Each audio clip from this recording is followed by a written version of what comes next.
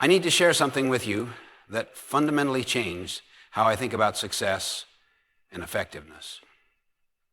For years, decades actually, I taught time management. I had systems, techniques, the latest productivity methods. I was pretty proud of what I could help people accomplish.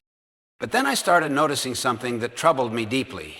The people who were most efficient, who had mastered every technique I taught them, were often missing the most important things in their lives. Their relationships were suffering, their health was declining, their personal growth had stopped. I realized I had been teaching people to do things right, but not necessarily to do the right things.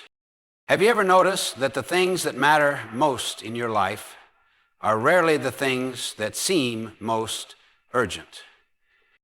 This observation led me to what I now understand is a fundamental natural law of effectiveness. Like a lighthouse that stands unchanging regardless of the storm, this principle remains constant no matter what chaos surrounds us. What I call the big rocks principle. Let me explain why this matters more than any productivity system you've ever used. This isn't about managing time, because you can't manage time, time manages itself. This is about managing yourself.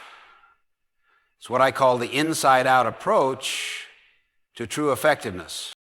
You're going to understand not just why most people fail to achieve their most important goals, but more importantly, exactly what to do about it.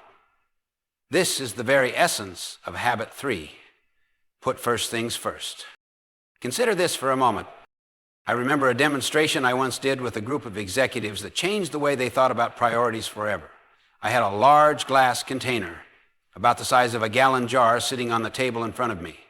Beside it were 3 piles, big rocks about the size of tennis balls, smaller pebbles, and fine sand. I could see the curiosity in their eyes as they wondered what this had to do with leadership and effectiveness.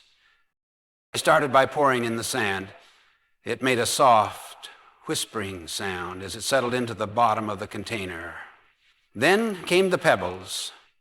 They rattled and clinked as they found their places, filling the spaces between grains of sand. Now came the big rocks. I picked up the first one. I can still hear that solid thunk as it hit the glass. It wouldn't fit, neither would the second or third. The container appeared full, but the big rocks sat outside, rejected. I saw the recognition dawning on their faces. They were beginning to understand. "Let me try this again," I said, emptying the container completely. This time, I placed the big rocks first. They settled in with authority, claiming their rightful space. Then something beautiful happened.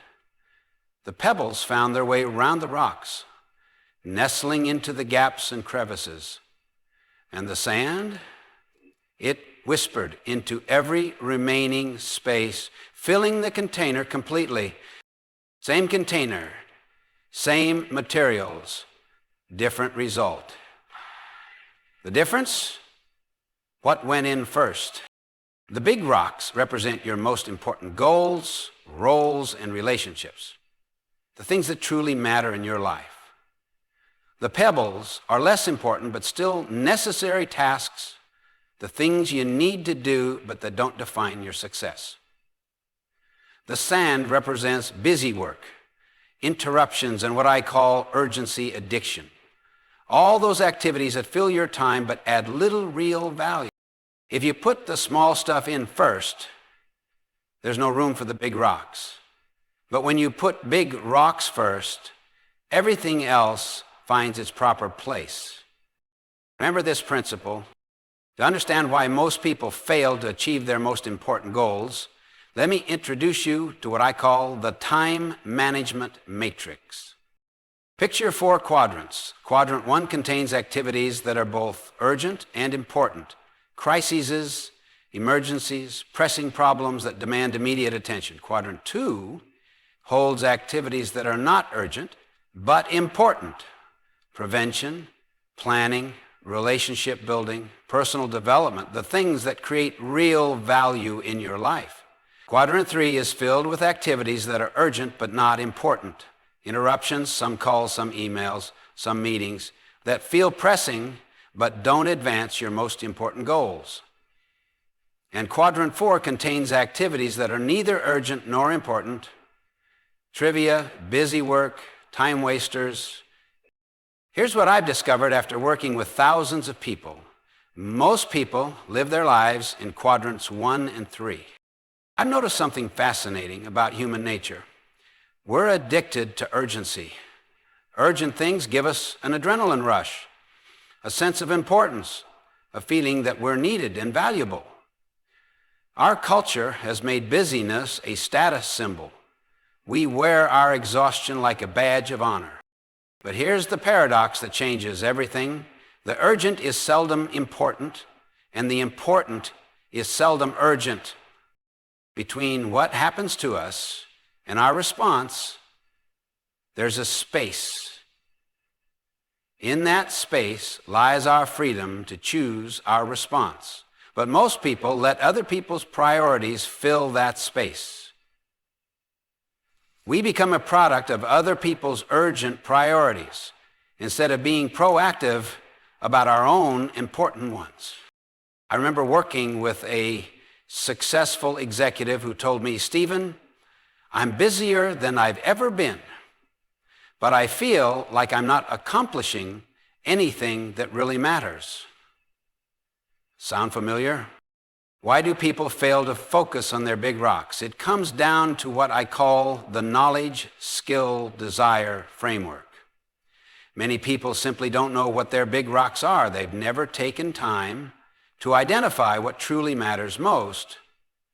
Others know what matters but don't know how to schedule big rocks first.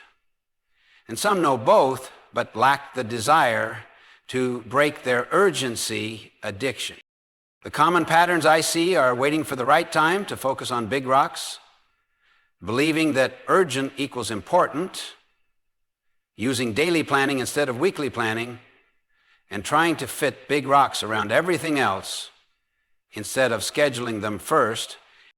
The cost of this failure is devastating. Your personal mission becomes secondary to other people's emergencies. You're so busy producing, you forget to maintain your production capability. Instead of an upward spiral of growth and effectiveness, you experience a downward spiral of frustration and exhaustion. Now comes the practical application, and this is where most people miss it entirely. They try to fit their big rocks into their existing schedule, squeezing them around meetings, appointments, and the urgent demands of daily life. But what I call principle-centered scheduling means we start with a blank weekly compass. Think of it this way. Daily planning is like steering a ship by the waves, reactive, choppy, constantly changing direction. Weekly planning is like steering by the stars, proactive, steady, guided by true north principles.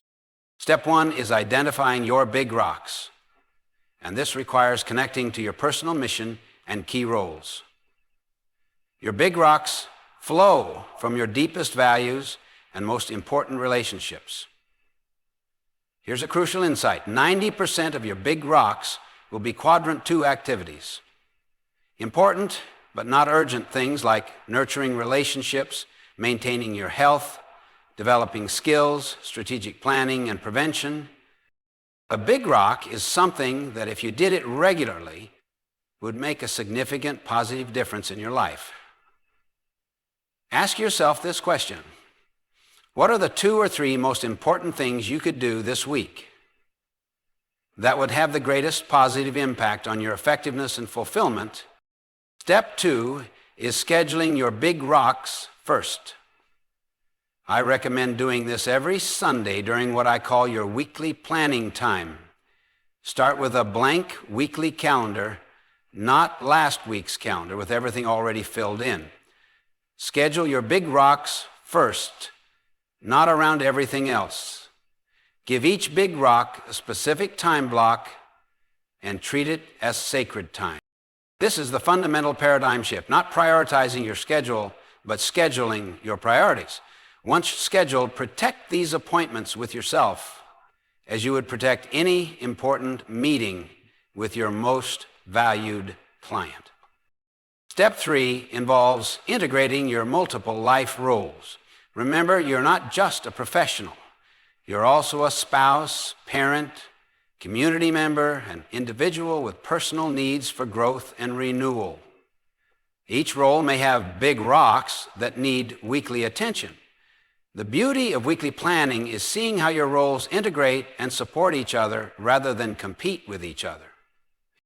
You'll face obstacles. Other people's urgent priorities will try to crowd out your big rocks. The solution is proactive communication. Let people know when you're available and when you're not. You'll feel guilty about saying no to good opportunities, but remember, when you say yes to one thing, you're saying no to something else. Choose consciously and don't fall into perfectionism with your scheduling. Progress, not perfection. Adjust and improve your weekly planning process each week.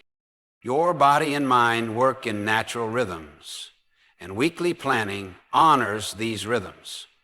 Weekly planning is how you sharpen the saw of your entire life. It's the renewal activity that makes everything else more effective. This requires knowledge of what your true big rocks are in each life role, skill in mastering the weekly planning process and scheduling discipline, and desire, developing intrinsic motivation for important activities over urgent ones. The Big Rocks principle doesn't exist in isolation. It's part of a larger framework of effectiveness. Being proactive means taking initiative with your big rocks rather than waiting for permission or the perfect moment. Beginning with the end in mind helps you identify your true big rocks based on what matters most in your life. And when you consistently take care of your big rocks, you're better equipped for the interdependent relationships that create the greatest achievements. The results follow natural laws. Small, consistent actions in quadrant 2 create compound results that often surprise people with their power. Each week you practice big rocks scheduling, it becomes easier and more natural. You're not just managing activities, you're building character and integrity. You move from being reactive to other people's priorities to being proactive about your own. You realize you're not managing time, you're managing yourself. You move from doing things right to doing the right things. From efficiency to effectiveness. Your daily actions begin to align with your true north principles. Big rocks thinking ensures you're building your production capability while producing results. You're investing in your long-term capacity, not just today's urgent demands. The Big Rocks principle is a natural law. It works regardless of your situation. Whether you're a CEO or a stay-at-home parent, the principle remains the same. Put first things first sounds simple, but it requires discipline and commitment. This week, I challenge you to identify your 3 most important big rocks. Schedule them first in your calendar before anything else goes in. Then protect those appointments with yourself as sacred time. And when you miss, because you will, don't abandon the principle. Recommit and try again. Your most important goals aren't waiting for permission. They're waiting for you to make room for them.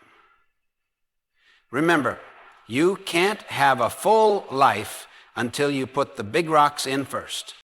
This principle will work in your life just as surely as gravity works in the physical world. The choice is yours.